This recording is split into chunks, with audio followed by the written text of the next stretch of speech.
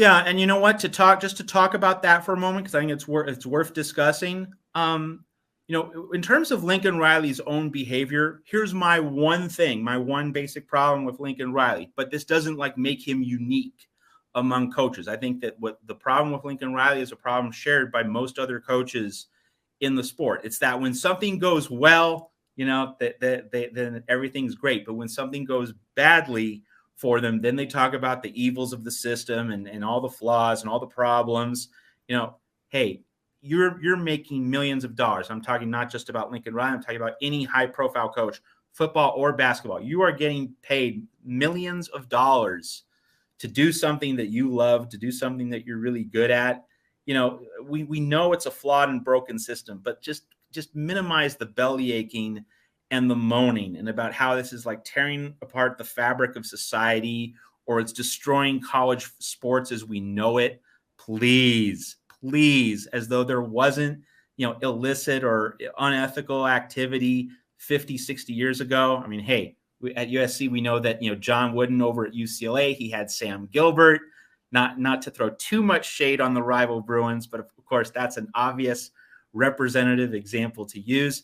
Let's just not pretend that it was this oasis of purity and virtue and honor 50, 60 years ago, and that only now is this a real problem, and it's detracting from our enjoyment of the sport. Hey, you like college football. You come here to the Voice of College Football to discuss the sport in early May. You're obviously a diehard fan. You're not going to stop watching college football because of this NIL stuff. Be honest with yourself. And so I ask that of Lincoln Riley and other coaches, Pat Narduzzi, the whole lot, that it's a bad system and that certainly needs to be reformed. But let's not make too much of an issue about it, because the transfer portal and these other ways to acquire players these days, these are paying coaches salaries. These are leading to wins on the field. Just to consider basketball for a very brief second, Remy Martin was a transfer from Arizona State. Without him, Kansas and Bill Self don't win the national title. So Bill Self, please don't knock the portal when it's helping you win a second national championship. That's the thing that drives me nuts. But to kind of circle back to the Lincoln Riley as villain thing, like, he didn't start these problems. He's not the ultimate embodiment of these problems.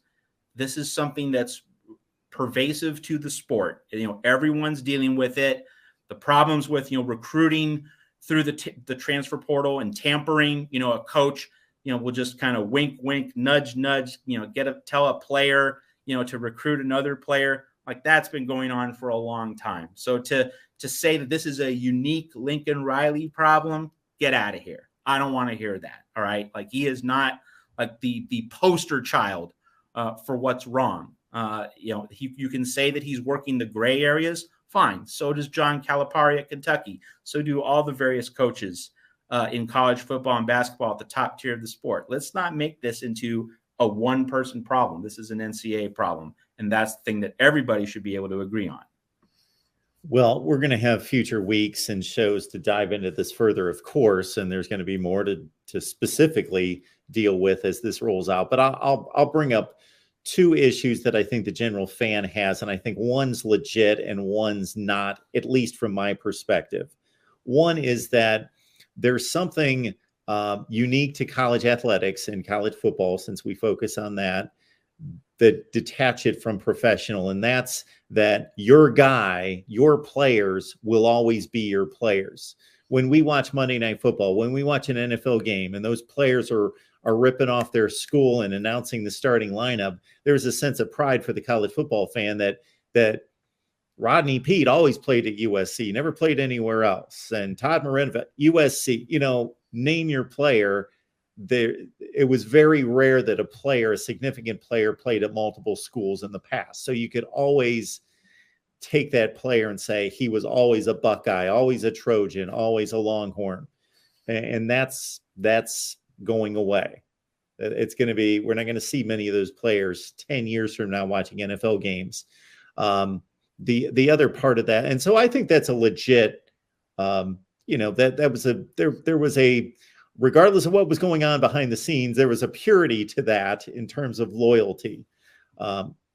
The one thing that's ironic is that it seems like there was a groundswell of support for NIL in regards to, well, these kids should be making money. You know, their blood, sweat, and tears are going into the workouts and everything they have to do to play the games and risking injury. And the big wigs in the suits are making all the money. They need a portion of this. Well, now that they're getting that opportunity, people are against it. I think people are uncomfortable once the dollar amount becomes a certain. We always tend to, in America, I believe, think that everyone at our level or below, they're making reasonable amounts of money. But when somebody makes considerably more than us, that to us, well, that's a lot of money.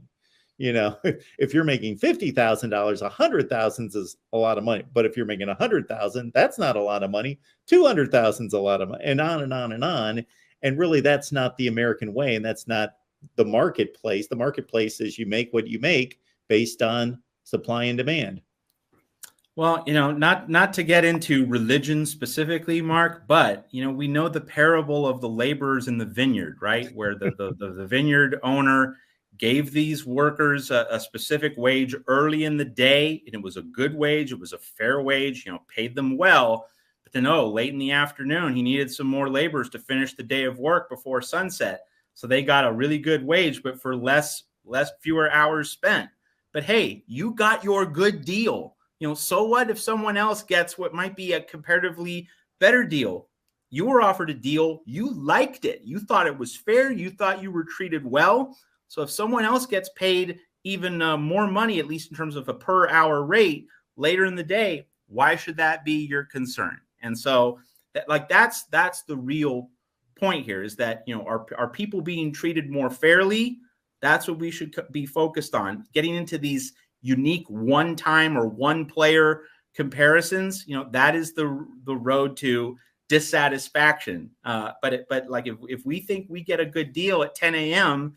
and someone else gets an even better deal at 3 p.m., should that change the feeling that we got a really good deal at 10 a.m.? It shouldn't. Yeah, I think most of us can relate to the workplace situation where certain people are certainly perfectly fine with their salary or their bonus until they find out what somebody else is making or what somebody else's bonus was. There you go. No doubt. No doubt.